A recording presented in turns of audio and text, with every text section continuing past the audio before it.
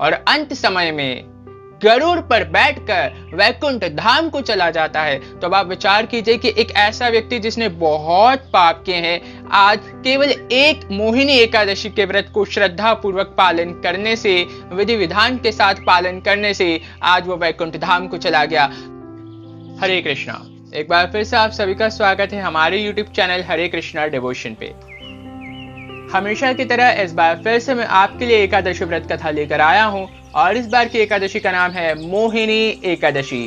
मोह को हरने वाली, मोह के प्रति जो आसक्ति है उसको खत्म करने वाली एकादशी है मोहिनी एकादशी। काफी समय पहले सरस्वती नदी तट पर भद्रावती नाम का एक नगर था, जहाँ पे द्युतिमान नाम का राजा राज्य किया करता था। वहाँ एक वैश्य भी था जो बहुत ही ज्यादा धनवान और धर्मात्मा था। इसी वजह से उसका नाम धर्मपाल था।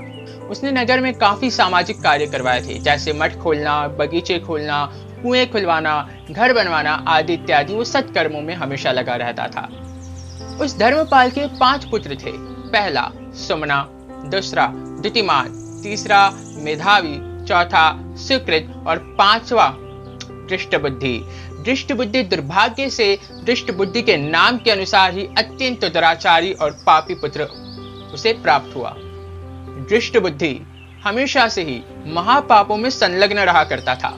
एक बार एक वैश्य के साथ गले में हाथ डालकर एक चौराहा पर जब पकड़ा गया तो उसके पिता ने उसको अपने घर से निकाल दिया। अब दृष्टबुद्धि और ज्यादा पापों में संलग्न हो गया और ज्यादा पापों में प्रवृत्त हो गया। अब वो चोरी करने लगा, डकैती करने लगा और इस प्रकार जब उसका धन खत्म हो जाया करता था तो उस वैश्य ने भी उसको निकाल दिया और उसके मित्र ने भी उसका परित्याग कर दिया।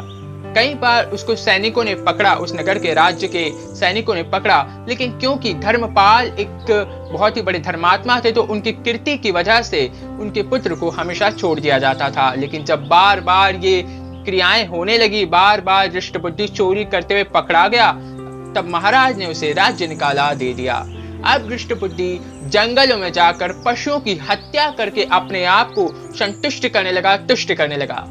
लेकिन बहुत जल्द उसके पूर्व जन्म के कुछ पुण्य उदय होने वाले थे। जिस जंगल में वो गया था, वैशाख माह के महीने में ऋषि कौंडिन्य उस आश्रम में मौजूद थे।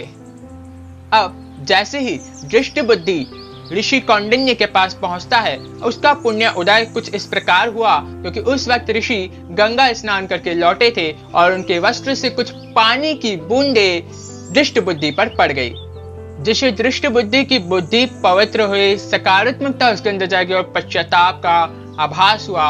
और वो ऋषिवर से प्रार्थना करते हुए हाथ जोड़ के विनम्र निवेदन करता है कि है ऋषिवर, मैंने मोह और आसक्ति में आकर न जाने कितने पाप किए हैं। मेरे इन कष्टों को दूर करने का कोई उपाय बताइए।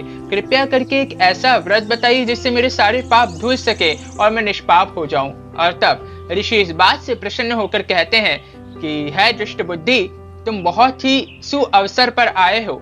इस वैशाख के महीने में शुक्ल पक्ष में एक एकादशी आती है, मोहिनी एकादशी।